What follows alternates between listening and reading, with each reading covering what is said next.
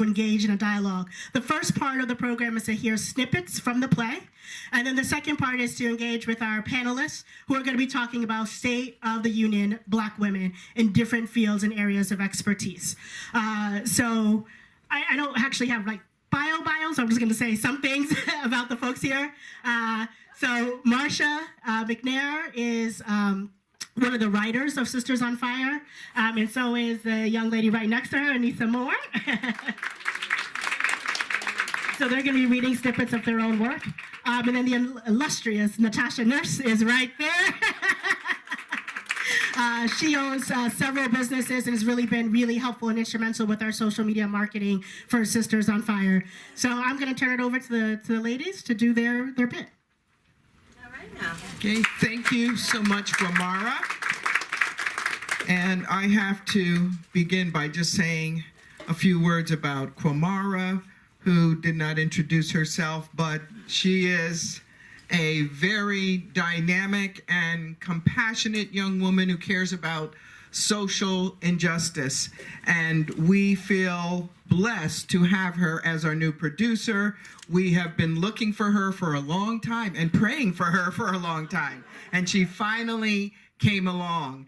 So please avail yourself of Kwamara as well. She has wonderful resources. She also owns several businesses. All right, and she's about empowering women financially, which we know is very important. So please make sure you make contact with her as well. So thank you so much, Kwamara. And as you said, we wanted to just share with you, and let me come out from behind that thing. Just even as a teacher, I never used the podium, so I feel a lot more comfortable here with you all. But we wanted to share with you a couple of excerpts from the play before we began our panel.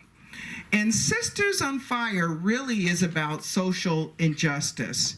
And it's the journey of a college student who's doing a research paper on a pressing social issue. And as she talks to these passionately opinionated African-American women, she becomes galvanized. She becomes motivated to do something about social injustice.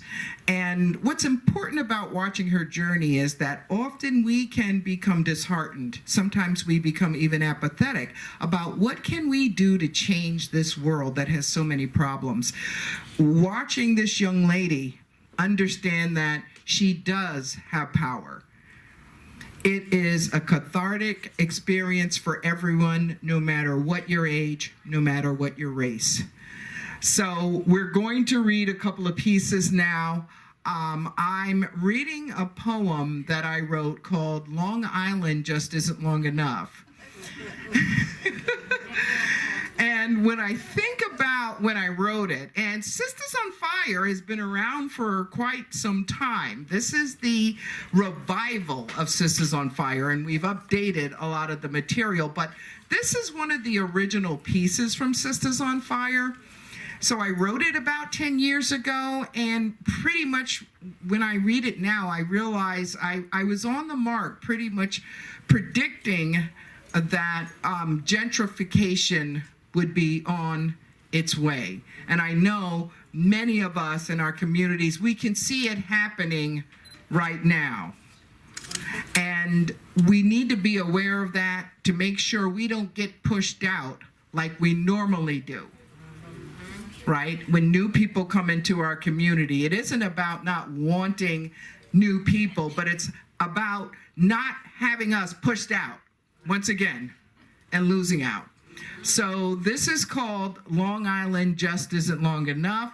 I'm not sure how I will be able to read. Yeah, I will have to go back to the podium. Now this doesn't fit in here though. Sorry, we had some difficulties. You want to open up to All right. I'll be your mic holder. Long Island just isn't long enough. They call it Long Island, but it's just not long enough to keep moving to where there are no black people, no yellow people, no brown people, speaking in two languages, living in two Americas, blending two cultures. Rikers is a gated community, but I wouldn't want to live there. Rikers and Hempstead have the same racial composition. I escaped here merely finding my carefully planned, secretly executed tunnel led to the prison cafeteria instead of outside of Broken Dreams. And you sold the house in Brooklyn for this? And you left your country for this? And you spent your life savings for this? The schools still suck, and now there's no one to babysit Aisha. Wasn't it they who taught you taxation without representation just isn't fair? He says, everywhere we move, white people move away. I ask him why. He says, they don't like us. Everywhere I move, white people move away, like lemmings to the Long Island Sound. I am close on your heels. First walk, then run, now swim. Because Long Island just isn't long enough. Since you can't have an arc without me, you can't have an arc without me. Thank you.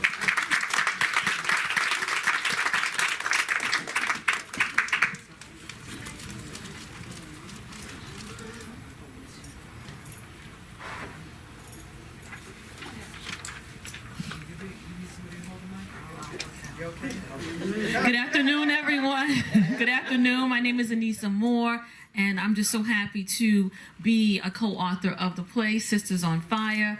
Can we just celebrate my sister once again, Professor Marsha McNair. And she also is being very humble today. She's written several works, emails, it's outside, but also she writes poetry. She's a playwright. She's had the opportunity to serve at Nassau Community College as an associate professor of English for 25 years. She is an entrepreneur, but she has been a major force not only at the college but within our community. And she also is one of the co-creators of LIGT, which is Long Island Girl Talk. And she has spearheaded several projects where we empower our young women. So again, she's worthy of applause once again as we celebrate one another. All right, I'm going to actually share a piece. It's called The Train Ride. And this is one of the pieces that's featured in the play. So mine's a little bit longer, but just bear with me. And in light of, again, this was over 10 years that we started this project. When I had the opportunity to write this piece, I had no idea that this would become a part of the play, but would really evoke the kind of discussion that it did at the time.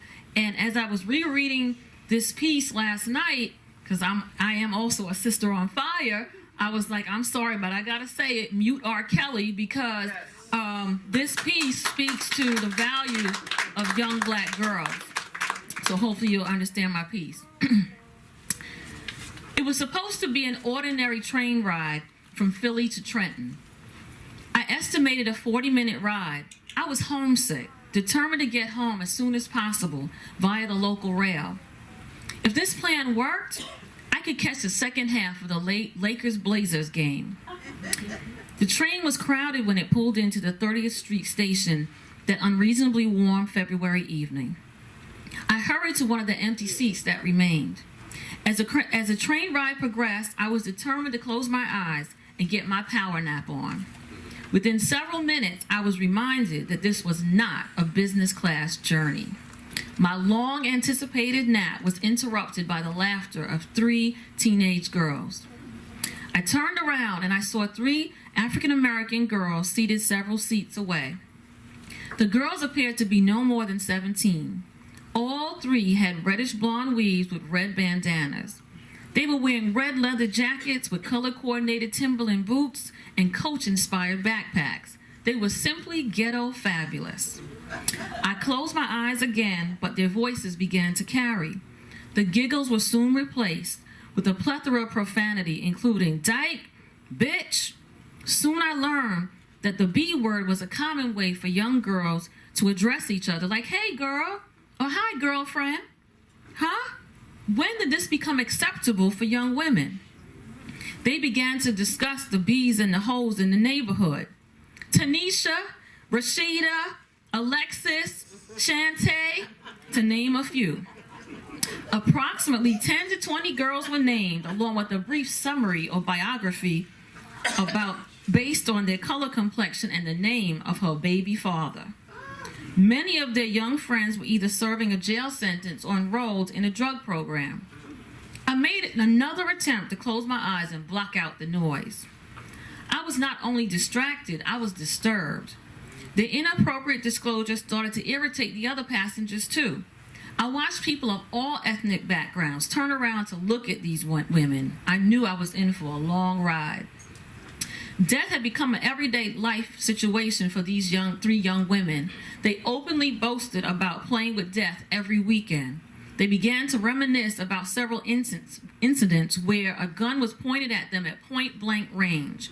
They laughed. How exciting to get away! For the next few minutes, they described going to jail, the danger of being attacked, and the young women they knew that were. After hearing their jail stories, I wasn't inclined to approach them. Back in the day, I had walked on many dangerous Brooklyn streets with my friends and classmates. That should count for something. But I was still scared to approach them. I wanted the courage to approach them and say, don't you girls realize the entire train has pronounced death over you? I had watched the majority of the passengers in close proximity sneer, roll their eyes in disdain, and curse under their breath. However, no one was willing to approach them. Just let them die in ignorance and confusion. It was obvious that these girls were in need of guidance. The railroad man called out Trenton, and I felt powerless. I wanted so much to interrupt them and say, what are you girls going to do now? Can't you see that death is all around you? When will you find your inner beauty? When will you learn to demand respect for yourselves? But how could they? How could they resist the life that is cutting, eating away at their very chance to escape the old block? What was the hope for a future? Why was their entire circle of friends, members of their community, dying or incarcerated? They were not able to think critically about life, and they did not possess a plan or a strategy to break the powerful, unending cycle of death surrounding them. What happens when death becomes an acceptable way of life? As the stories continued, one girl asked, yo, whatever happened to the crew we used to hang out with on Stuyvesant? To which the most boisterous one replied, don't you know? They all locked up. First, these young women had experienced intellectual death. School was a non-issue. Secondly, they were abusing their bodies with drugs and alcohol, accepting abuse from their baby fathers, and living under intense stress and fear. Daily, they are allowing themselves to be exposed to danger. They're allowing their bodies to be disrespected, used, mistreated, and exploited. Their bodies are in risk of HIV, AIDS, and other sexually transmitted diseases. These young girls were suffering from spiritual death, and I ached within myself as I considered the human spirit still yearning to be free within them. Yet this spirit was so imprisoned it languished in despair. I was near tears now. Would these girls survive? How long could they live like this? Is this really living? The railroad man called out Trenton. They rushed off the train. I prayed for courage that tomorrow I would have the strength to break silence and speak life to a confused, troubled young woman. I realized that if I don't, I'm just as callous as the others. There is a New Testament account of a young lawyer that approaches Jesus and asks the ageless question, who is my neighbor? Like any good teacher, Jesus tells a story to illustrate his point. 3 men from different walks of life encounter a man who lies helpless and bleeding on a dangerous road. All 3 men see this helpless man, but only one man takes action based on what he sees. We live in a world where seeing reality is so distorted, where memory remains distant, where human touch is not commonplace unless it's a mode of exploitation or an abuse of power. Thus, it's hard to see. Seeing produces the painful burden of responsibility, hence action. As human beings, we are to see our neighbor as anyone who is in need, anyone who is downtrodden and oppressed. I'm such a sister on fire, it went off.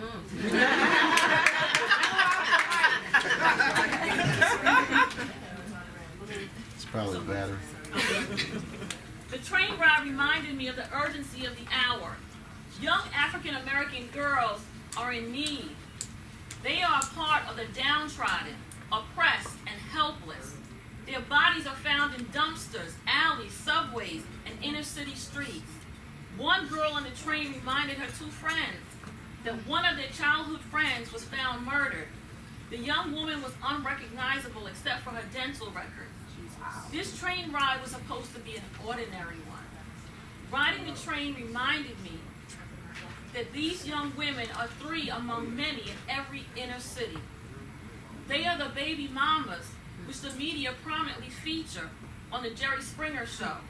They are the baby mamas, which rappers degrade. They are young girls whose lives are used for comic routines on black comedy shows featured on BET. However, they bear the name daughter. They bear the name mother to somebody. Somebody cries out and says, "This is my daughter.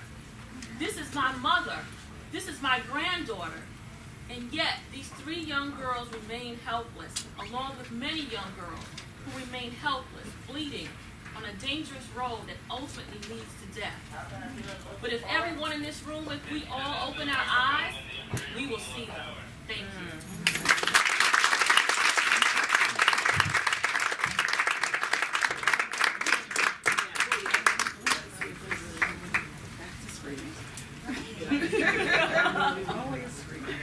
Hello, everyone. Was that not incredible? Yes. Everybody can hear me? Yes. All right. So again, my name is Natasha Nurse. I'm the proud and esteemed daughter-in-law of Marsha McNair. She is a woman who helped me realize my own creative sister on fire inside, and I try to shine and keep up with her. So she was gracious enough to invite me to include my poem called Black Beauty in this, and I had it published when I was 19 years old, and it was quite an honor. So I'll share it with you, but guys, just this is a snippet. If you want to see and get the full impact, you've got to get your tickets because the show is incredible. So shameless plug, Sistas on Fire. All right. Black beauty, so undefined and misunderstood, associated with the unknown lost culture of African tales, depicted as crackheads and whores. Who is to know what black beauty truly is? What makes me? Stereotyped to have a big butt, ebony skin, and bad weave. But I will tell you what makes me a true beauty. I could care less what the fool next to you said. I will tell what black beauty is. It is the stride of a tall chocolate woman, light or dark. It is the smile of a small child with dark, shiny black hair, and a bright smile that could make you begin to tear. It is the voice of Whitney Houston when she hits that infamous pitch, and I will not sing it. I will always love you. See the play if you want to hear that song. It is the courteous shape of Beyonce Knowles, and the profound talents of gracious Halle Berry, or the humor found in Whoopi Goldberg. I will tell you, black beauty is no thing of the past. It is alive and grows within the souls of all. Not meant to be mocked, dare not mistake it or disrespect it. Founded in the beat of the African plains, innate in the stature of the Egyptian kings and queens, in the greatest speakers like Martin Luther King Jr. or Malcolm X, in the words of our beloved Tupac Shakur, and in the dynamic words of Maya Angelou. For it comprises the beautiful and diverse race which I come from. I will tell you what makes me. It is the words of poetry and truth I speak. It is the innocence and loudness that fills my laughter. It is the brown chocolate eyes which I see the world through. It is the caramel brown soft skin that my body is covered in. It is the small hands and ears I have and giggle about. It is my black woman shape, which you shouldn't assume, but appreciate. It is my feet that take me far into this rough world, for I will tell you what makes me. It is everything you don't have and hate on me for. For there is only one me, Black beauty is seen all around. Just look around and you will see. That's what makes me.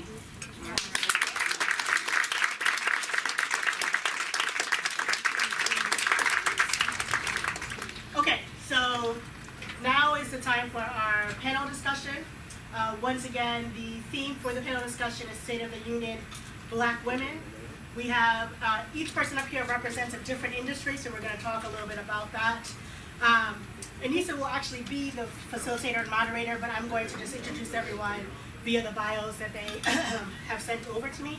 I'm going to start with Sydney over here. Miss Sydney Daniels, raise your hand. All right, so Sydney Daniel is currently a community health registered nurse, extending quality health care to patients beyond the hospital setting. In this setting, Daniel realized how important the role of education and community services played in a person's well-being. Her interest in people on a micro singular level flourished into a serendipitous interest in people on a macro level, leading her in a quest for change within her community, starting with our future, the children. As a change agent within communities, Sydney Daniels' most recent work includes energizing the Hempstead community to build a united voice in calling for education reform and human rights. She's actively involved with the grassroots organization Save Hempstead Students, advocating for the safety and welfare of the children because our community's youth are in crisis. And she believes that by investigating and shedding light on inaccuracies, the necessary change can be made for the districts to live up to their full potential. So let's all welcome Sydney to our panel. We're talking about education. Okay. I've got everyone everywhere. All right, now I'm going to introduce Bishop Katherine Warren. A native of the Brooklyn streets, Katherine S. Warren's introduction of the Kitty Rose lifestyle features eye-opening conversations about community issues, the latest trends in fashions, art, and entertainment that affect us all, taking on the serious views with solid action plans for our neighborhoods to grow from. As a marketing major, her resume includes modeling, dancer, creative fashion stylist. In 1998, she set forth the path of entrepreneurship, and in 2003, left corporate America, where she began working in wholesale clothing sales, allowing her to work with her former husband's t-shirt brand, Almighty E, securing the line to over 25 high-end specialty boutiques. However, after ending her marriage of 8 years and 3 kids later, in 2006, Katherine began the branding of the Kitty Rose lifestyle. Over the years, the Kitty Rose lifestyle has had a collection of one-of-a-kind handmade earrings and expressive t-shirts that were created to inspire today's urban women. In 2010, she opened her first boutique, the Kitty Rose Lifestyle Collection, in Harlem, New York City, and in 2014, she opened her last in the West Village, New York City.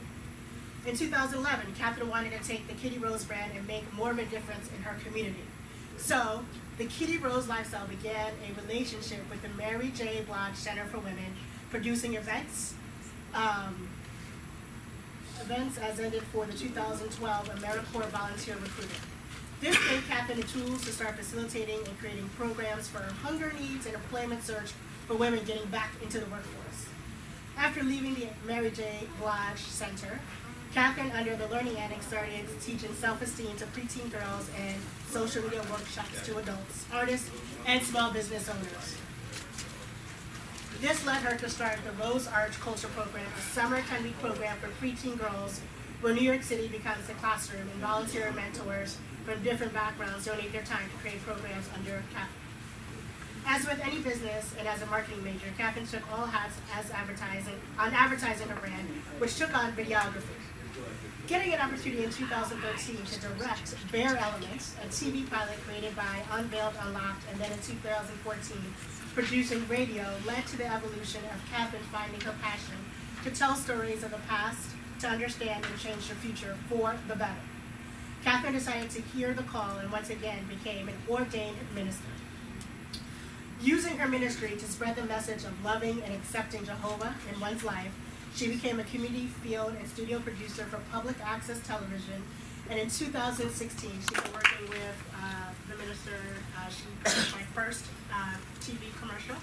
Thank you so much. I appreciate it. So we've been really collaborating. So definitely get a chance. All these panelists, when we're done speaking, please get a chance to talk and speak with them and really get to know them and their craft a little bit. So The next person up is someone near and dear to me. She is my mother.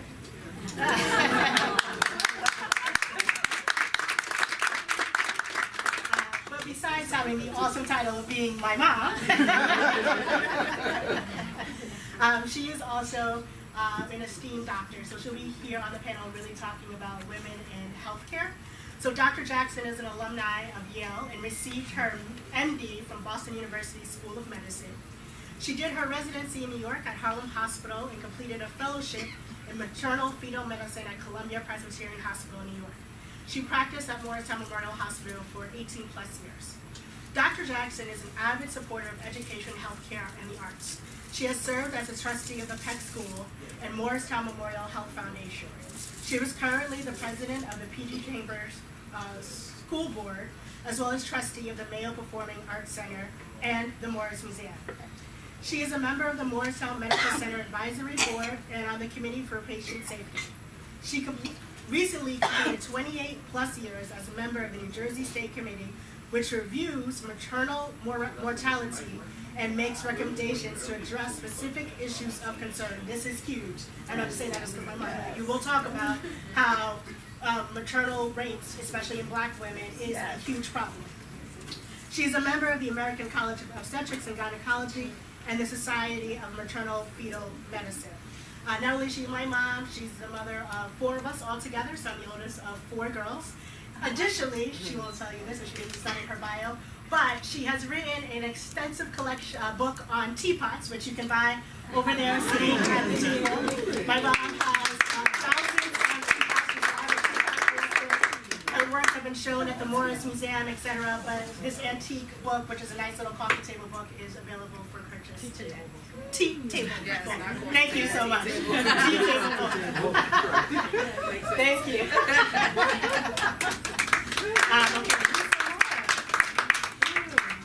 I know a lot of us already know Anissa, but I'm going to sing more of her accolades and praises right now. So Anissa attended Hunter College, City University in New York, where she received her Master of Arts degree in Communications and Media Studies.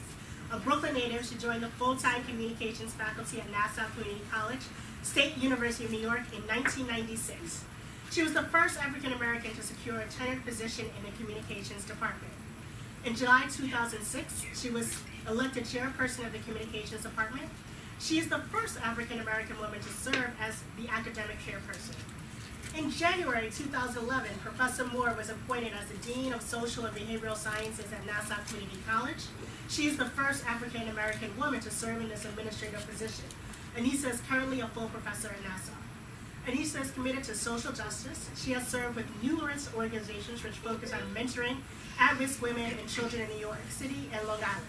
Ms. Moore has also served as a mission worker to the Mississippi Delta in Detroit, Michigan.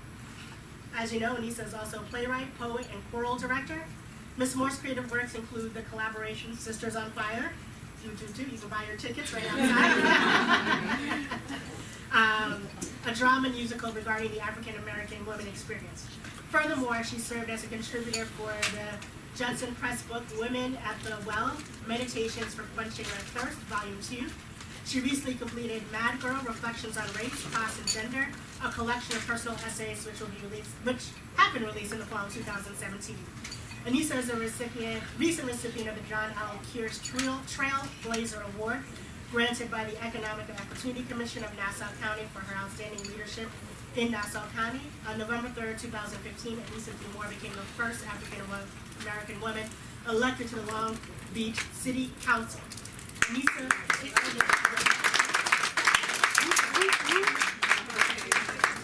Anissa Moore embraces the motto of her hero, Shirley Chisholm, Shirley.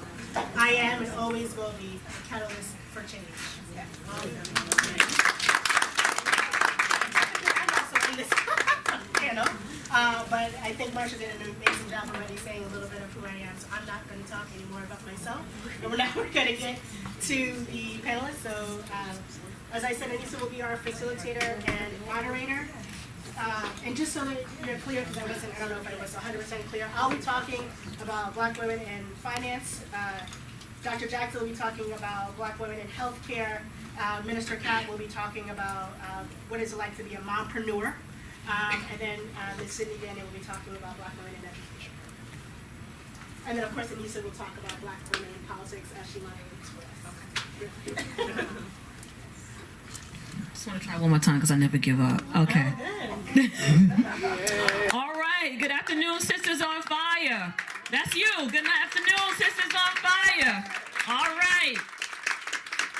It's important for us to celebrate because we're going to move right into this amazing panel discussion about the state of the union for Black women. And that's why this is such an important topic, not only because we're coming into a new year, but because we need to, as women, begin to set the agenda for ourselves so that we can move forward and progress.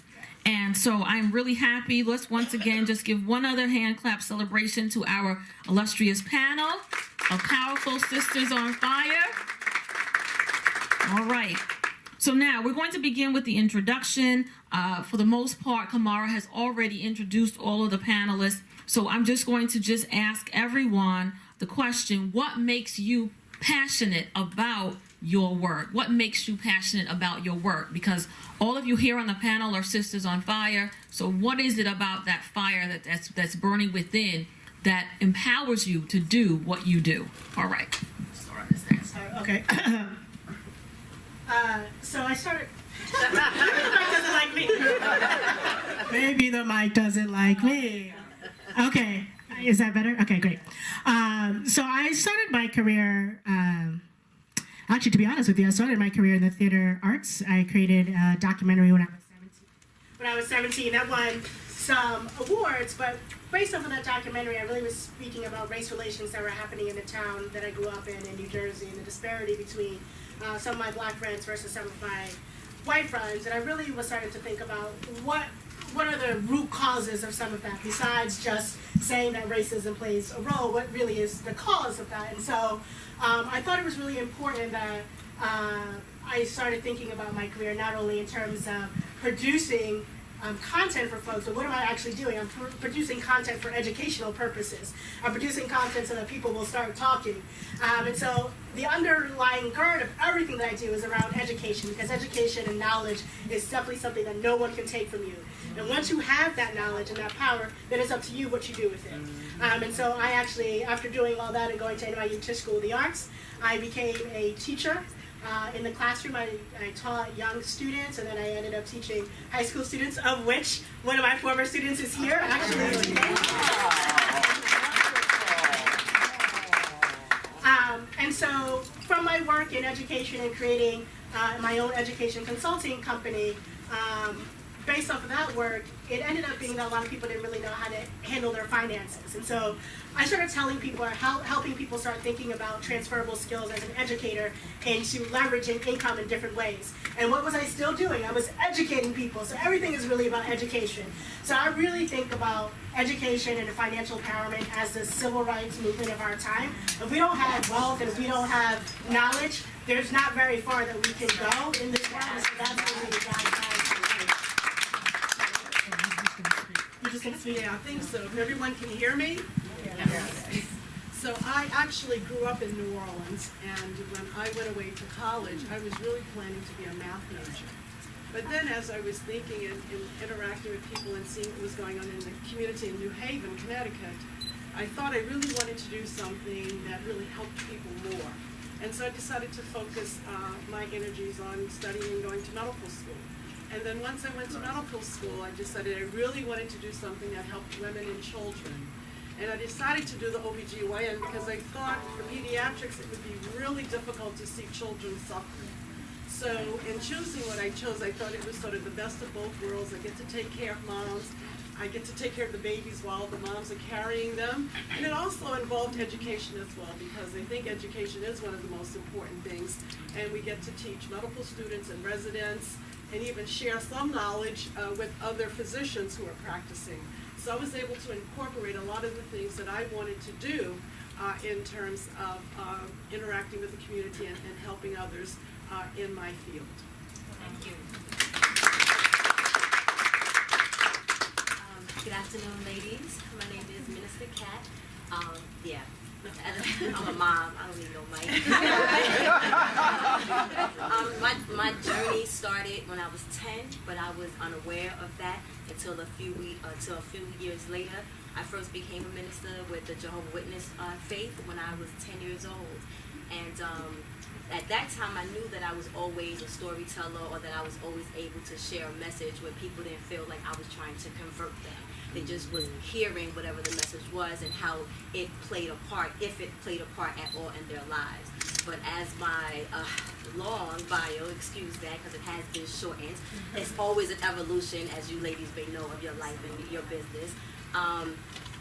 From 10 to just a few years back, everything else had to happen. My evolution of life, becoming a mother, finding my way. But when I became a mother, I knew that I didn't want to be a mother when I became a mother. But when I embraced it, I knew that I wanted to be a hands-on mom. And I was able to be fortunate to be married at that time, so I was able to have a partner that allowed me, or I thought allowed me, to be that stay-at-home mom or create a business or businesses around still being able to be hands-on with my children.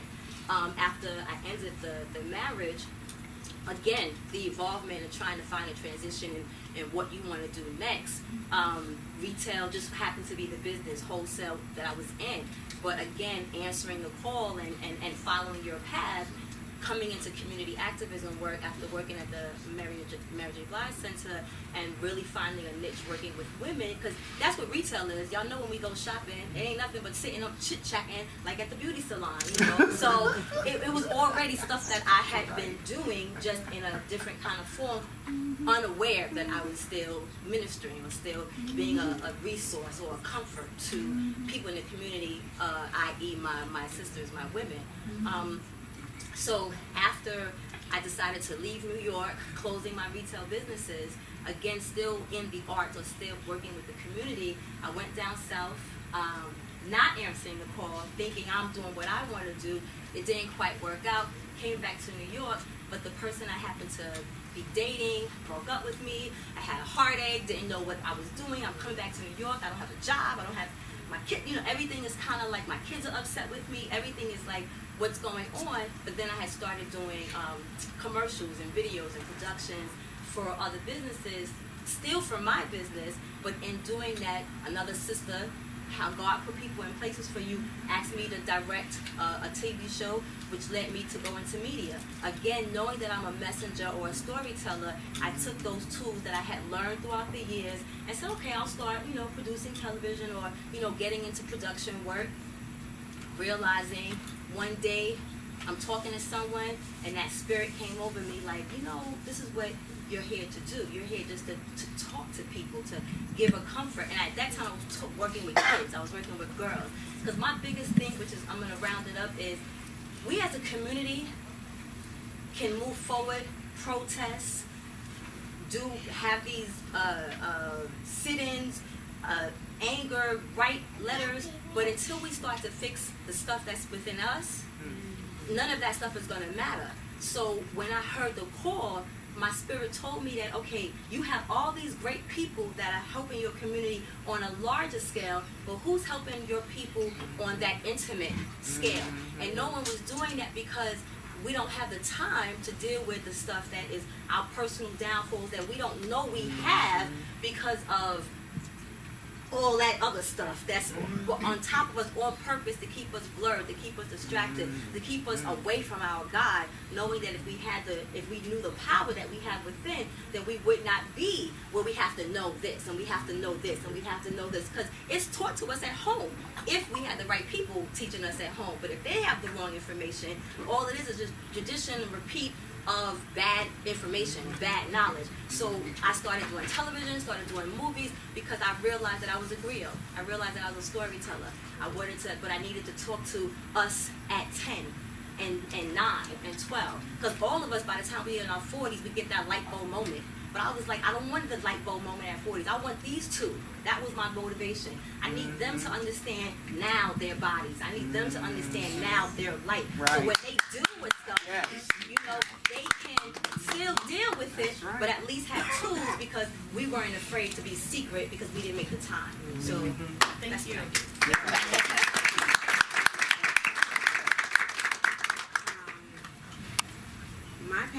both educators. My father was a chess instructor. My mother was a lawyer turned teacher after learning about the injustice in the school system. My father was teaching my sister at age 6 or 7 to play chess, and I'm just walking past them, and I'm like, move that one, and you walk away. Walk past again, move that one, and he realized he exposed me to something. So he had to tailor his approach on how to teach a 4-year-old to learn how to play chess.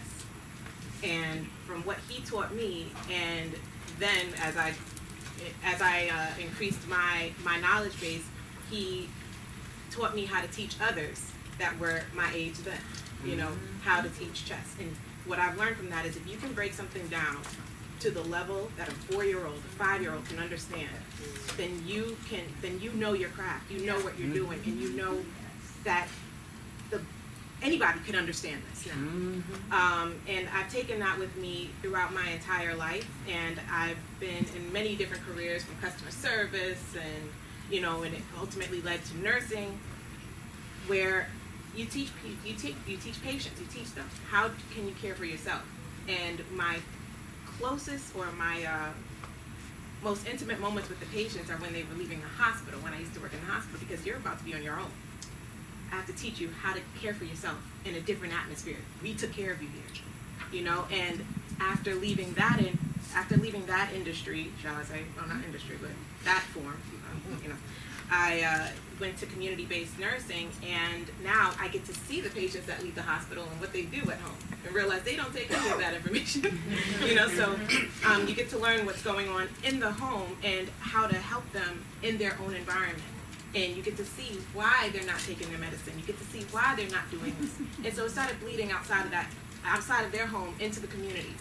Is it a trend? What's going on? So that's something that I always took to heart. The educational aspect is crucial, because you're not there to you can't take care of them forever. They have to be able to do for themselves. And that brought me to the starting this grassroots organization, Save Hempstead Students, when I was petitioning, and I asked people, constituents, I said, what's something you would like to change? And the first thing, one said, buses. I want buses. And I'm like, what do you mean? You know, and I to the point you don't even believe them. Like, what do you mean they don't have buses 3 miles away, or they don't have this, or they don't have that? And then you say safety and this, and it's like when that became the pillar of everything that the parents, not everybody, but the parents, were speaking of, you have to look into it. And upon looking into it, I found that there were so many disparities in from one district to another. And we're what, 10, 15 miles away from Jericho, which is the best school in the nation. And you know, we have a school that has a 37% passing rate. Okay, hold that for the State of the Union. Oh, sorry. So yeah, so that's why I'm doing this.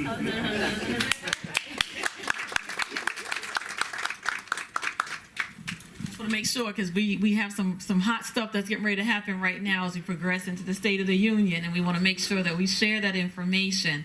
I'm just going to briefly just say that based on what you've heard so far, you're hearing that all the women here were on a journey, and they're still on that journey. And that means that the journey, sometimes we make a right turn, sometimes we make a left turn, sometimes we make a U-turn, but we have to stay on that journey so that we can fulfill our purpose.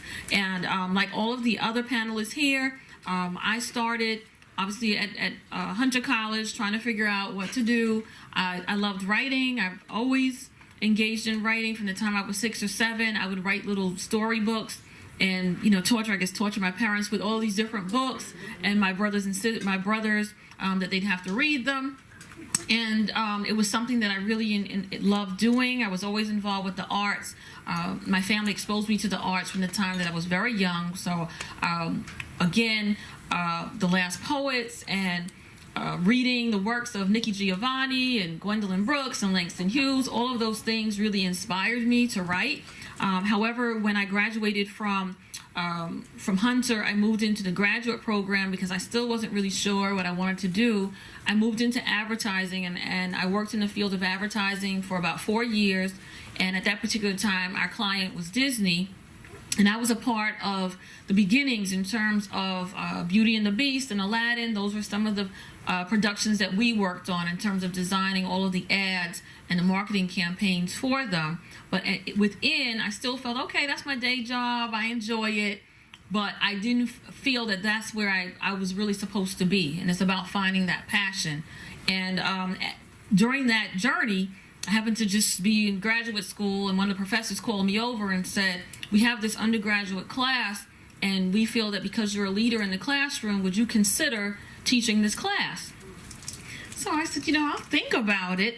But to myself, I'm saying, I don't want to do the education thing. I'm only 5'2". I don't like kids. I'm like, this is not for me. But okay, And he said, well, really think about it. It's undergrad. You'll have the opportunity to teach. And I walked away, and I was just like, that's not my thing. But then I'm one of those people, I just don't really believe in no, and I don't believe in not, attacking the challenge. And I was like, he's challenging me, I got to take it. So I did, and when I walked into the class, walked into the main lecture at Hunter, teaching the undergrad class for mass media, I immediately just felt this sense of peace. And I said, that's it. That's where I'm supposed to be. And for, I want to say about 3 months, every day, every Friday, I would take one item out of my desk, because I had to believe that when everything's out of this desk, I'll be ready to leave and launch into another dimension. So I was like, I gotta just take one item. I don't know how I'm gonna get out of here, but I'm gonna do it. So every Friday, I just take one item out of my desk. I didn't want to let people know that I was thinking about leaving. And I want to make sure that I felt strong enough to leave, to launch out and do something and launch into the deep. And that's what I did. And I have to tell you, when everything was out of the desk, I was like, okay, where's the phone call? And the phone call didn't come that day. But 2 days later, I happened to be walking in the office. I was trying to pick up some stuff from the office. The office secretary said, wait, I have somebody right here. And they put me on the phone, and I got a job working at the College of New Rochelle for teaching. And I took it, and I've been teaching ever since. So, so that was really my journey. And all of us have to you just have to find your way and find your sense of purpose. But you have to face the fears and step out. Otherwise, sometimes you miss that opportunity.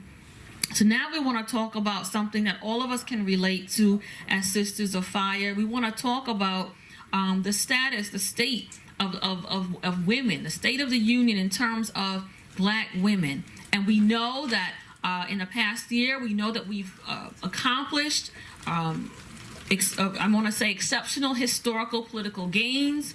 We know that economically, that we are the group that's rising in terms of budding entrepreneurs, that we are building businesses across the nation, that Black women are shifting the culture everywhere we are transforming things, but we also know that we're still struggling with our quality of life. We're struggling with equal pay. We're struggling with our relationships. So we want to talk about health issues, everything, mental health. We want to talk about everything that pertains to us. And so in order for us to do that, we have to ask the question, what is our status? In 2019, where do Black women stand in terms of where we are within the United States of America?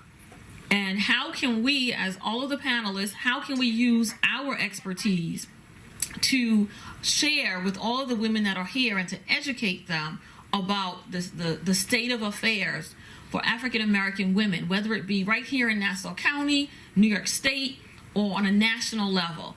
And hopefully by the time we've finished this portion of the conversation, we can then ask that question, what can we do now that we have this information? How can all of us then be catalysts for change? And I'll remind you of that question at the end. So we're going to start on the other end now. We'll start with Sydney. Okay. I'm okay. You got Can you guys hear me? Yes. Yes. Okay. So one thing is, percentage-wise, Black women are the highest degree earning people in the U.S. right now, at least amongst all of the women, shall I say, which is a great feat, and that's wonderful. what are we doing with that now? Once we have this degree, it's, you know, yes, there has to be some sort of a mentoring like a partnership where you can bring other people up. I think that Black women are the most underserved, overworked, underpaid, stressed, and we do so much for everyone. We do so much for everyone, and we don't take that time for ourselves, and it damages us on the inside, and it can damage us on the outside. You have, when you're in a constant state of stress, you don't know when there's something wrong. You can't tell the difference.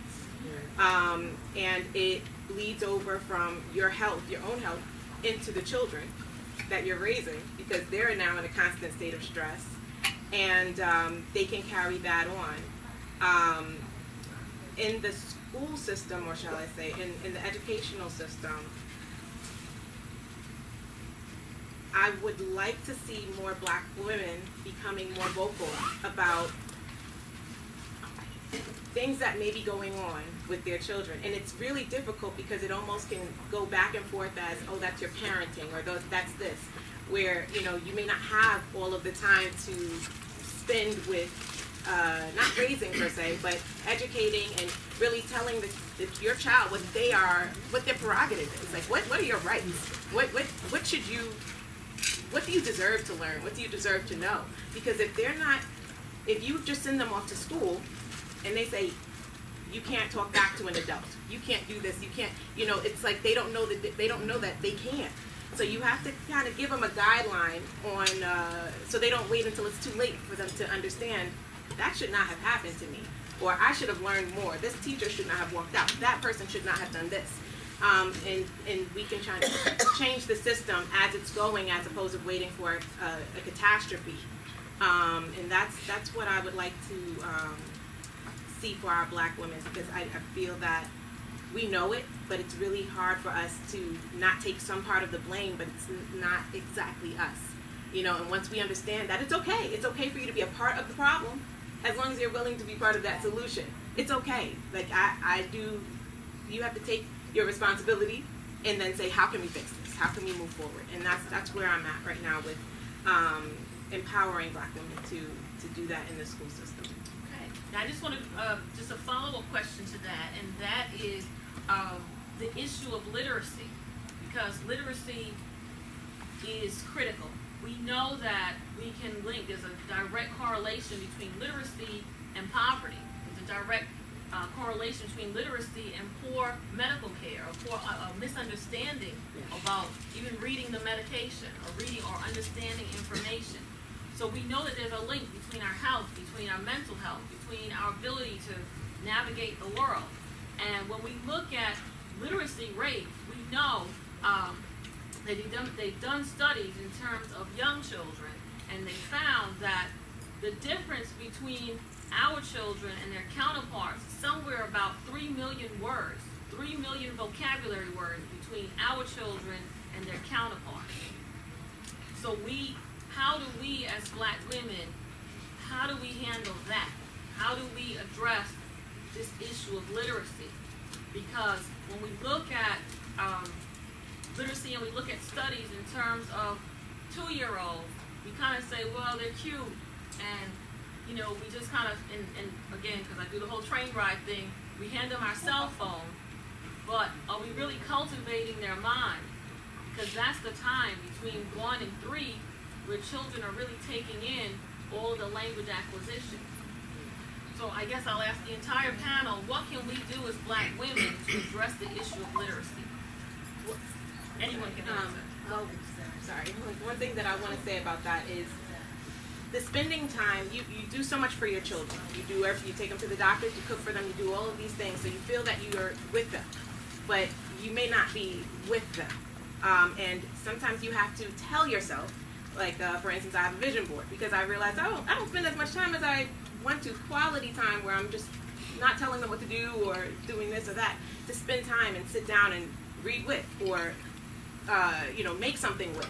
And so I wrote that on my vision board. Spend time with your family. Make time for your family. And ever since I put that on my board, all of a sudden, I'm around my family more than I've ever been in my natural born life. And it's something that you have to really put in your head to do, because we all have the same amount of time. How we use it is, up to us. And if we have it in our focus, in our brain, we see it when we pass by, that can give you that mental, subconscious mental change to read that book, at 8 o'clock, So as a mom, it comes in a few different ways. And a mom, one, being that even though we're the mothers or the head of the household, the ones that keep the foundation, that the head, it starts at the head. So if we're not balanced and taking care of ourselves or informing ourselves, then we can't pass on the right information to our children, because that's actually, where it starts.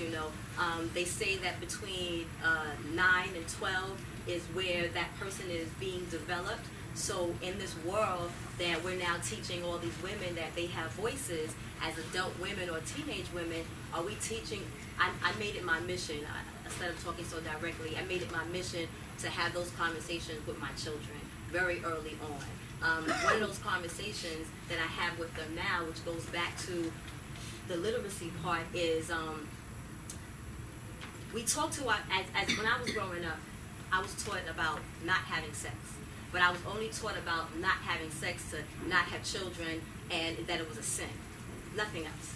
I wasn't taught about the responsibility that came with having children, financially, mentally, and emotionally.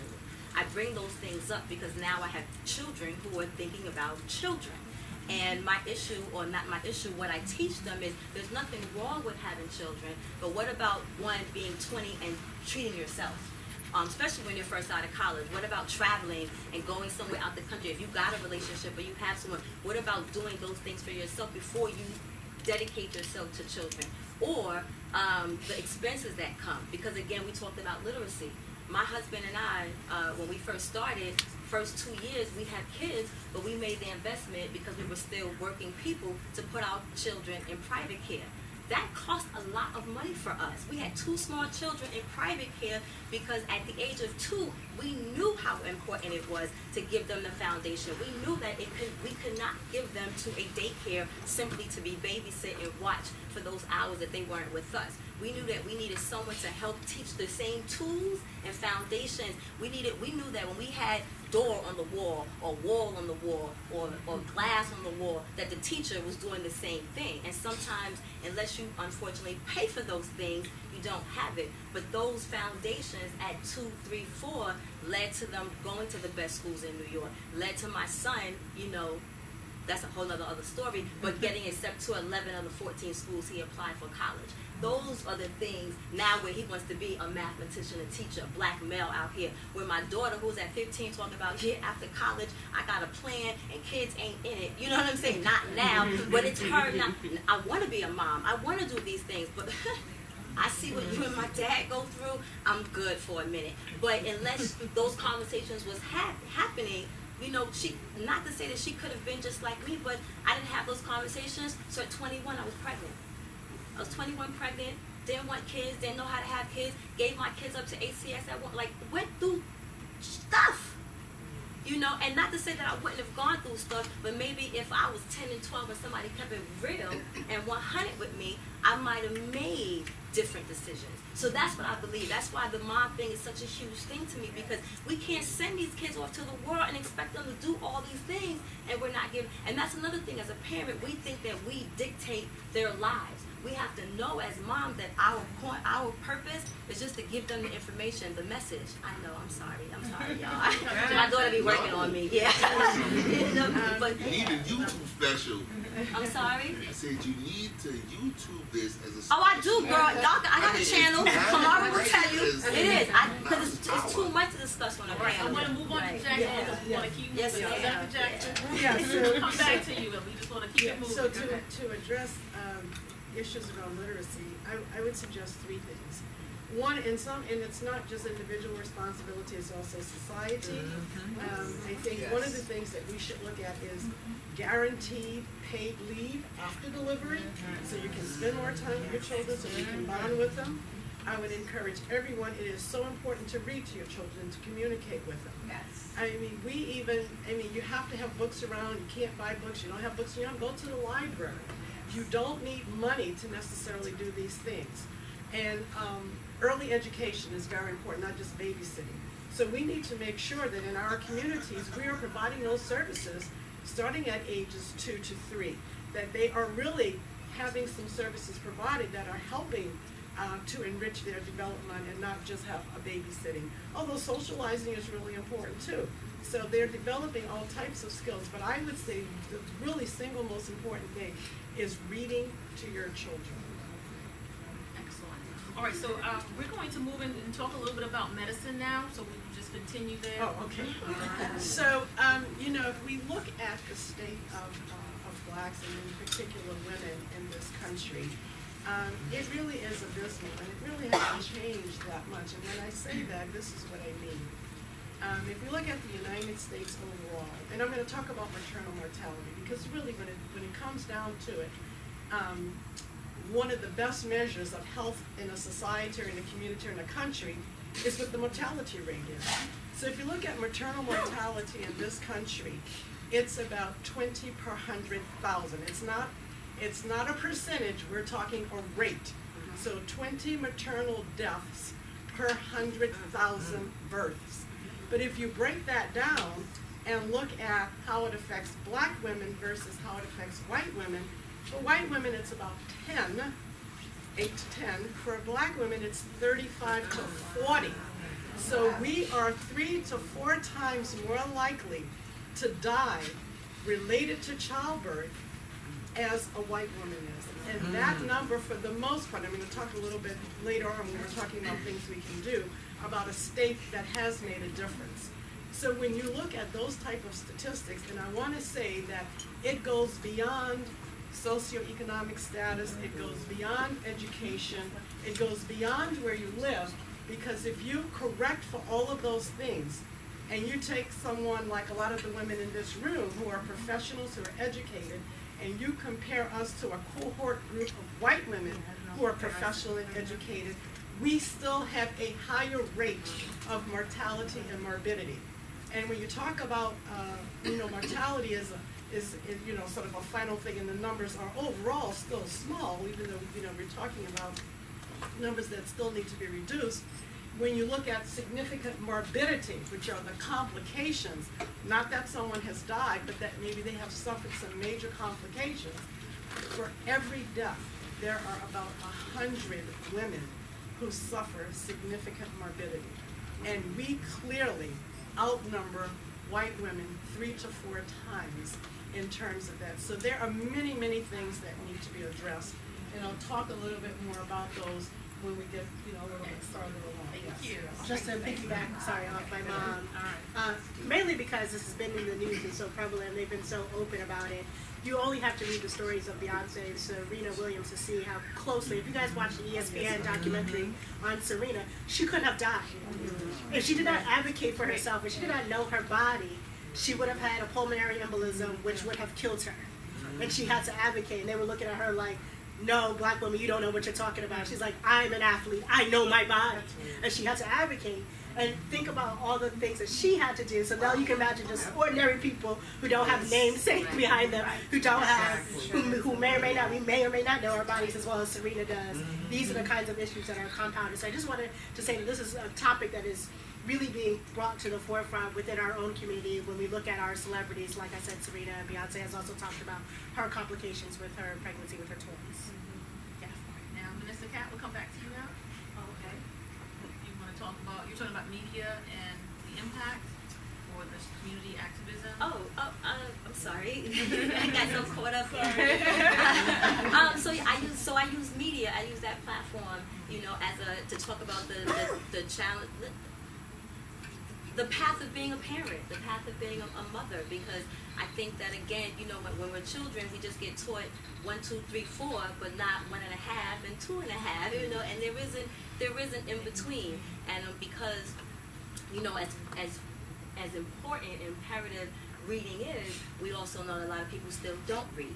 And, there's no shame to that for whatever reason. So that because there are other mediums and other platforms like television that we seem to be consumed with, and I grew up being taught that the television was the idiot box. So since that in my mind is still the case, I believe in the Matrix, and I believe in programming, and I believe in reprogramming, and I believe in controlling the Matrix and taking these things that they control with us and flipping it and sharing our messages and our journeys as mothers, as parents, through the platform of television, bringing these stories that don't get talked about, the untold stories, so that we can fix ourselves individually, so that we can be a part of the global process.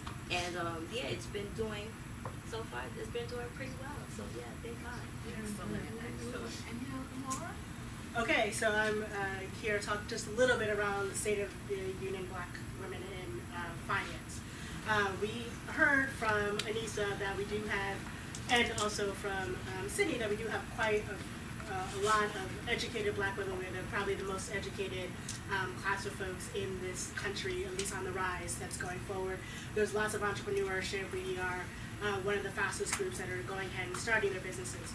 All that said, we still actually only access 3% of the capital for businesses. So if we talk about venture capital, angel investors, getting your small business loans, we only get 3% of that amount of money. And so, of course, you see a lot of movement around why that is and what we can do to rectify it. And I'll talk a little bit about this, but I think that a lot of times we look to others to infuse cash instead of just realizing that actually we have a lot of Black economic power. We are. Another statistic on the flip side, and which is why we are constantly being marketed to, is that actually we are known to spend lots of money and put a lot of money back into this economy, but what we don't do is spend our money back with us. We spend our money back to other people. And, creating coalitions of wealth within our own communities, and hopefully this is like one of those ways that we're starting to do that, right? Putting on events like this. Also, when we think about wealth, there is this idea that the majority of poor people in this country are Black. The majority of poor people in this country are actually Black. 78% of Americans live paycheck to paycheck, and a lot of them are white folks. And of course, we do actually have quite a few folks who are struggling with wealth here. And I say that to say that we have actually a pretty decent middle class. The problem with our middle class is that we are not very good at thinking about intergenerational wealth, which is making wealth go from one generation to the next, to the next. In fact, the statistic is that if a parent can get to the middle class, bring themselves from lower class to middle class, there is a high rate of probability, especially with the Black male population, I think it's like 70%, they'll go back down to the lower class again. That is not the same statistic for white folks at all. Once they move out of the lower class, generally speaking, they continue to go up and rise. Again, lots of reasons why. I mean, there's lots of policies that allow for some of those disparities. So I'm going to talk a little bit about credit. Credit sounds like a bad word and everyone hates credit. Oh my God, my credit, da-da-da-da-da. Credit is actually something you can use for power. This is what white folks do, very much so. And you need it. It allows you to grab the money, to grab good rates on your home, to get jobs. Did you know that sometimes your jobs will look at your credit score and decide whether or not you get a job at a particular rate, so that's already affecting your income? Did you know that when you go to PSE&G and to the cable bill, yeah, you can get something in your name, maybe if you have decent credit, but if your credit is bad, actually your rate is higher. So I had someone say, how come you keep, everyone knows I like to be hot, right? So I keep my heat at 80 to 90 degrees in my house. And yeah, and she can attest to that. And my bill is really not that high. And people are like, how come your bill is really not that high? I said, because my credit is good, and so therefore I had less rate when I went in. If your credit was low, you would be paying more for the same amount of heat being consumed. So think about all of those things that are taking the income out of your pocket and putting it out somewhere else because you didn't want to take care of your credit score. And once you know that, then you tell your kids so they don't repeat the same thing over and over. Okay, so, selfish plug, there is somebody here who could talk to you about credit. But no, seriously, that's just I just say that to say that we don't have this kind of education within our communities. And that's one reason why we are not able to access the same type of wealth and also go ahead and make sure that our children can inherit. It's like sometimes someone said to me, they're like, inherit is like a bad word in the Black community. No one even what do you mean inherit? We don't even think about the things that we can leave our children when we pass on, because we don't even want to talk about death. Well, death is a part of life, so we need to start thinking about our assets, managing them, thinking about our estate. Estate planning should happen right away. As soon as you have a child, even if you're 20 or 21, 22, you need to be thinking about your estate planning, because what does happen if something goes wrong with you? So these are the type of things that we don't like to talk about. We don't have the knowledge, sometimes the knowledge to talk about effectively. And so I think these types of environments where we can start having these kind of conversations in safe spaces are a good way to start getting there. Or we don't know. Or we don't know. You know what I'm saying? Or we really just don't know. So if we don't know, the conversation is never going to come up because it's not a part of your day-to-day life. Or we don't make time because there's only still 40 hours. And if you're 8, 10 hours going back and forth in train, you come home and you make dinner and you do everything and you try to chill for an hour and then you help the kids with homework and then it's 9, 10 o'clock. So there are things purposely blocking us from getting this information. It's not that it's not there, it's just not on our day-to-day radar. And that's the problem. Why not? No, that's very true, especially in the school system. They're doing so much in passing this test, passing that test. If they're not taking that time to really teach you, how can I utilize this in my life? When I learned trigonometry, I was like, I'm not going to be a carpenter. I don't know. Like when I turned 20 and I was laying hardwood floor down, I was like, But it took me a long time to actually apply that. And the thing is, they have to be creative. These are kids, and unfortunately, adults are teaching them where they don't have the creativity anymore. They just have this, I have to do this. I have to do this. And they have people who, if they are looking, they're supposed to look and think about stuff. They're supposed to kind of look around and, try, what can I do to make myself better? No, pay attention right now. Okay. So it's like you have to really see you have to look into what makes them tick. How can I apply finances? How can I apply math into this? You want that phone? Okay. This is how you can get it. If you wanted to get this on your own, make it reachable, attainable for them, and really that will be something they will carry on and on and on if you give them those tools and really apply it. Give them the rationale. Why does this work? How did that work? Let them tell you the rationale. Do the teach back, and it's so important. And we have to add the word politics into it because everything that's been said in terms of education, the quality of life for Black women. The role of health care, the treatment of mothers, and the resources that mothers have, all of that comes back to politics. And I want to read you a quote, and it says, "Folks need to remember, if you want to win, follow Black women," said Melanie Campbell, President and CEO of the National Coalition of Black Civic Participation and convener of the Black Women's Roundtable. We are the secret sauce. And I had to say that because I want you to think about that, especially for all of us who cook. Sometimes you don't want to give out the recipe for the secret sauce, right? There's at least one person in your family that hooks that meal up, and they've got the secret sauce. We as Black women, we need to see ourselves as that secret sauce to do what? To transform our community. And so in terms of 2018, that was a major year in terms of significant political gains for African American women in this country. We know that Ayanna Pressley won. She went to Congress. We know that Juliana Stratton, she became the first African American woman elected to serve as lieutenant governor in the state of Illinois.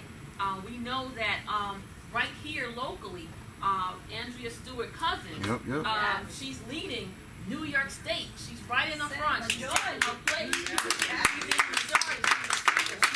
She's right there chairing the Senate. We know that Letitia James, originally from Brooklyn, now, she is the first African American to lead as the Attorney General in New York. So we we've made these gains, and we know that Stacey Abrams is going to come back again, right? She was a sister of power as well, and she's going to come back. So we have to ask the question, what are we going to do locally, right? Because everybody's up there. So we need people to be on the ground, right? And I want you to think about that, because we need people like everyone that's sitting in this room to consider running for a local office. It can be a school board, it can be a trustee, it can be council, but we need women, black women, to run and to take their rightful place. No one else knows how to run a community well the way that we do, right? Because we can set things straight, okay? So mothers who can be advocates in their community, the role of the mother should be valued in the community. That if you're a mother, you don't have to go to business school to figure out how to fix the school system, how to make sure that the streets look right and there's a quality of life, because you gained all of those skills, right? You learn how to multitask. You learn how to run a corporation right within your own house, right? So the things that women do, we have to value that and say, we need to pursue local government. And so for me personally, I was never really interested in politics. I call it politricks. That's my name for it. Like, I don't want to be involved in it. But in my community, when I saw that we were not being represented, we were not at the table, you know, I had to think back to my Shero that if you're not at the table, you're on the menu. That's what Shirley said. And I said, well, if we're not a part of this conversation, then I'm going to have to go ahead and make sure that we're a part of the conversation. And so politics allows us to be at the table. It allows us to be a part of the conversation. And so in terms of where we are right now, we're gaining, but we're gaining on a national level, we're on a state level. We need more of us to be on the local level, to talk about the schools and to talk about the quality of life and to talk about the quality of health care, to talk about a major issue this year, which should be mental health. Mental health must become a priority, but we need all of us as leaders within the political level to raise the issue. It's nice that all of the celebrities do it, but we need to hear from everyday people like you to also raise the issue. Yes? I've been itching because growing up as one of Jehovah's Witnesses, for those that know, that organization does not vote. And I have not been actively a member in over 20 years, but my foundation is still the same. So how does an activist who is very much involved in the day-to-day community and as a parent, especially in this state, teach their children who does not vote? So for those that may for whatever reason share in not necessarily being involved in the politics, I think it is imperative that we're involved on a community level in what goes on in our schools, being PTAs, being delegates, because that's the other component about education, again, when it comes to the politics. Because as a mom, if I did not teach, but if I don't have the knowledge, if I did not teach my children that their vote does not matter every 4 years, it's the every other year. People are voting last year because of what's happening now. But how many people voted last year that's never voted before or only vote every 4 years because they don't know that they have to be involved in your police commissioner, your fire chief, your district leader, your school leaders, who's your local delegate. We don't know those things. Not that it's not out there, but again, in our routines and our days, it's not being talked about, it's not being discussed. And because we're only getting fed vote for 4 years, 4 years. So we're only voting every 4 years. Of course, we're not going to make a difference of who gets in office, who's presently, because we weren't involved in the day-to-day. So for those, then, that do vote, don't vote, again, the education starts at home. Because if my children don't know, if my children are not in that picket with me, if that children is not in that booth with me, if my children don't know, getting it from me, not blaming anybody else because they didn't teach my child. You know what I'm saying? If I'm not, but if I don't have the tools, so again, it comes back to me as a parent. coming to stuff like this to gain the tools so I can take it back home and talk to my children so they are aware, they have the knowledge. When they go to school, they know the power of their voice, so they're involved in it. My daughter right now, 15, tried to find her way as an athlete. In the 10th grade, found her way on student council. You know what I'm saying? Foundation at the house. Excellent. So now we have to ask the question then, across the country, Black women are leading the charge to take our country back and to lead the way. So now that's the question. How can we as Black women create change and be spheres of influence right where we are? Right where we are. And anyone can pick up on that. And then I can try to get to some people in the audience because I know they were burning. So. Okay, so I guess this is right. Yes. One thing that I know is for Black women, Black children, our capabilities have always been underestimated. Opportunities have not been just handed to us easily or ever. We have the seeds of purpose, the seeds of prerogative have not been planted and nurtured. So once we know that, we now know we have to get it. We have to get up and get it. We have to find it. So let's get past that part because we're not going to get handed things that other people are handed, but we know that they're there. So it's our role, because of this systematic racism of where we're located and who's around us, who's stopping us from moving forward. They're not limits, they are obstacles, you know, and yes, we have more obstacles. And every time we climb higher and higher, that window gets smaller and smaller. But the people who get through that window, it's should be their mission to widen that window for people, to create a pipeline for people to learn, to know what a job entails, especially in regards to politics. You don't know if you qualify for a job. You have no clue what they do. You don't see them. You don't do this. So it's very difficult for you to say, I'm qualified for this. You know, you don't see them. Yeah, so it's to have that knowledge base to really hone in on our young, old, it doesn't matter, Black women, to just let them know that these are what the qualifications are. This is what we're trying to do. I would like for you to be on board. You can shadow. I will be your mentor. I will guide you. Find a mentor. And they're not going to find you necessarily. You can find them. And you can ask them very straightforward, I like your work. I would like for you to be my mentor. How can this happen? Because once they see that you have an interest, they don't have to push, you know, they don't have to go out of their way that much. You're there. You're showing up. Okay. All right, Grasshopper. Stay right here. Let's get to work. You know?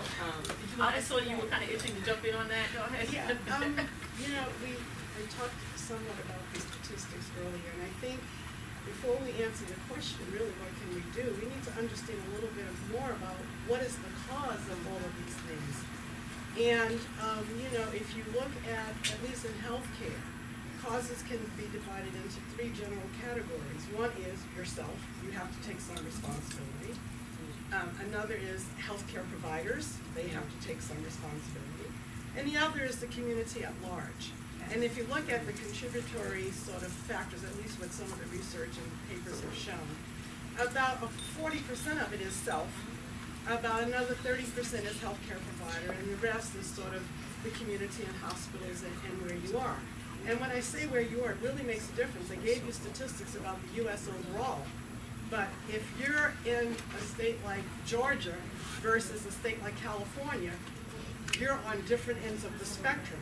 California has made some tremendous progress, and they have a rate that's now about 4.5 per 100,000, whereas a state like Georgia might have a rate of 40 to 45 per 100,000. So sometimes where you're born and where you live clearly affects your lifestyle and what kind of health care you get. So we have to keep all these things in mind. The causes are extremely complex. There's no one answer. And it takes all of us. And everybody throws this around, it takes a village, but it really does. One of the key things is that we have to get politicians to listen. And education, I can't stress it enough. And when I say education, it's not just the formal learning education in school, but it's also educating ourselves about preventative health care, preconceptual counseling, making sure that we have our children vaccinated, making sure that we do all of the routine screening tests in terms of pap smears, mammography, and all the other things, diabetes screening, healthy lifestyle, all of these things. And a lot of that starts with us and with the family. I mean, that's the core. And then you go to the greater community. And of course, I mentioned also that even when you look at women who have, who are educated and of a higher socioeconomic status, there's still a difference in health outcomes. And that is, people throw all kinds of things around, but a lot of that is probably related to cultural biases and institutional racism. It may be blatant, it may be subtle, but people don't understand until they walk in our shoes. You can't always put your hand on it, or you can't always define it, but as they say, you know it when it happens to you. And when that is constantly happening to you, your cortisol levels are higher, you're under more stress, it definitely impacts your health overall. So, having said that, I think what we need to do is make sure we're educated, advocate for ourselves, have coalitions and collaborations. One of the ways the state of California was able to bring its rate down was to set up this collaborative where they have 200 hospitals.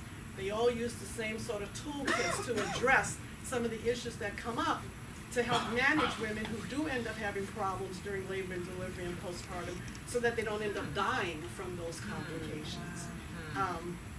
So I'll stop there, but I know, get me worked up, and I can't stop there. Before you go on, the fact that, only 2% of the entire medical doctors are Black women, how many of them are actually caring to do that research, to put in that research? Well, that is part of the problem, and I'm gonna actually bring it to even a bigger level. We hear a lot about the opioid epidemic, and it is a problem. Yes. And more women are dying from the opioid epidemic as well. However, it is the only area where more white women are dying than Black women are. It's opioids. And they care, and so, when it was more of an issue in the Black community, nobody gave rat's ass about it, frankly. But now that it's spread to the middle class and the upper, there's a lot of money, there's a lot of talk. But you know what? Maternal mortality needs to be discussed also on that level. It needs to be brought to the forefront as well. My physician, my primary care doctor, is a white woman. I say that to say that I think, yes, the state of Black women is essential, but I think what's more important is just doing the work and finding who's the best fit for yourself. And sometimes I think that's what the problem is. We just settle for who's in the neighborhood, who's available, who did I go to that my mother took me to, So again, it's breaking the cycle of just allowing things to happen because it's the norm or it's the routine, for taking the steps to find out the people who's going. I was a sickly kid, so because I was a sickly kid, when it was time for me to find my own primary care, there were certain questions that I had to ask. There were certain questions that I needed to know to feel comfortable with you. So it was still, the initial work was on me, you know what I'm saying, to find who makes sense to me. And she just and I'm the blackest you can find out here. But if before her was a Black woman, but when my Black woman moved and she was there, the information she gave me and how she worked with me and how whatever that she's been with me for 20 years. Now, my daughter saw her, but that's not who my daughter's chosen to go to. But, it was, again, like, I just go back to us, unfortunately, but fortunately, putting the onus on us and finding the resources that we need. Stop putting so much of the blame and being upset about what we all know is being done. We know that we're the most powerful. So does everyone else, which is why they do the things to keep us down, to keep us sick, to keep us uninformed.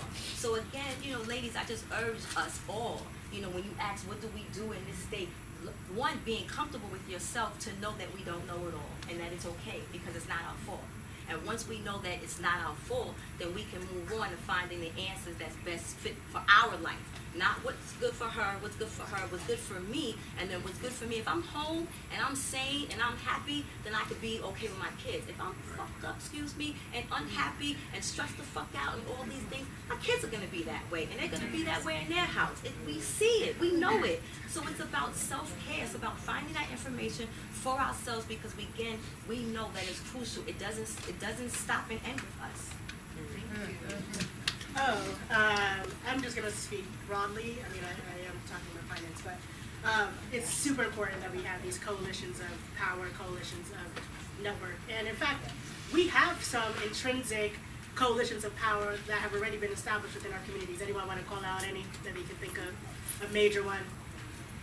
Most black people could do this on Sunday. Church. Okay.